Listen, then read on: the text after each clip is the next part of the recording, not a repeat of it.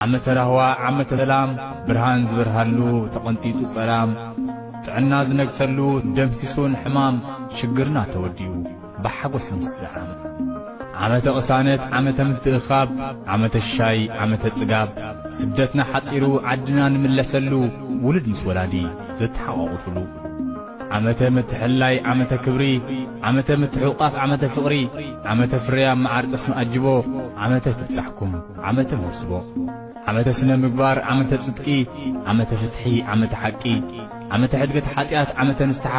ንብለሉ ይግበረልና ሽግርና ተፍቲሓ